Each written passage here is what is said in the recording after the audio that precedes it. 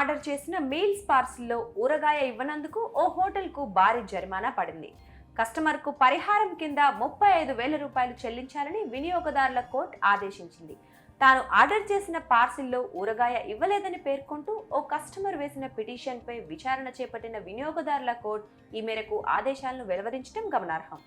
విస్మయానికి గురిచేసే ఈ ఘటన తమిళనాడులోని విల్లుపురం జిల్లాలో ఇటీవల చోటు చేసుకుంది.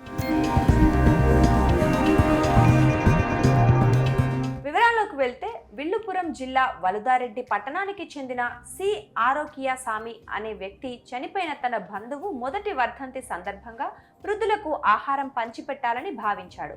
దీంతో 2022 నవంబర్ 28న అదే పట్టణంలోని బాలమురుగన్ హోటల్లో 25 మీల్స్ ఆర్డర్ ఇచ్చాడు.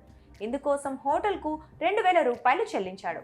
చేతిరాతతో ఓ బిల్లు ఇచ్చిన హోటల్ అందులో పికిల్కు ప్రత్యేకంగా వసూలు చేసినట్లు స్పష్టంగా పేర్కొంది. బిల్లులో ఒక్కో పికిల్ ప్యాకెట్కు ₹1 చొప్పున వేశారు. హోటల్ నుంచి పార్సిళ్లను తీసుకెళ్లిన తర్వాత వాటిని పంచి పెడుతుండగా పచ్చడి మిస్ అయినట్లు ఆరోకియాసామి గుర్తించాడు. వెంటనే హోటల్ యాజమాన్యాన్ని సంప్రదించగా చట్నీ ప్యాకెట్లు వేయటం తమ సిబ్బంది మర్చిపోయారని సమాధానమిచ్చారు. దీంతో తనకు ప్యాకెట్కి ₹1 చొప్పున 25 రూపాయలు తిరిగి ఇవ్వాలని ఆరోకియాసామి డిమాండ్ చేశారు. అందుకు నిరాకరించిన హోటల్ అతడికి సరైన సమాధానం కూడా చెప్పలేదు. దీనిపై బాధితుడు విల్లుపురం వినియోగదారుల కోర్టును గతేడాది సెప్టెంబర్లో ఆశ్రయించాడు.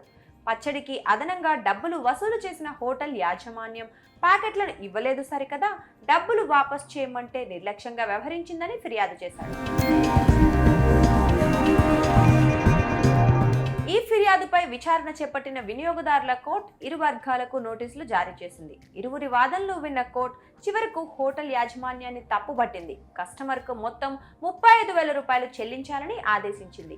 ఇందులో ఫిర్యాదుదారుకు కలిగించిన మానసిక వేదనకు పరిహారంగా 30,000 రూపాయలు, వ్యాజ్యం ఖర్చులకు 5,000 రూపాయలు, ఊరగాయ ప్యాకెట్లకు 25 రూపాయలు, మొత్తం 35,025 రూపాయలు చెల్లించాలని కోరింది. ఈ మొత్తాన్ని 45 రోజుల్లోగా చెల్లించాలని పేర్కొంది. ఒకవేళ అప్పటిలోగా చెల్లించకుంటే రోజుకు 9% చొప్పున వడ్డీతో సహా కట్టాల్సి ఉంటుందని స్పష్టం చేసింది.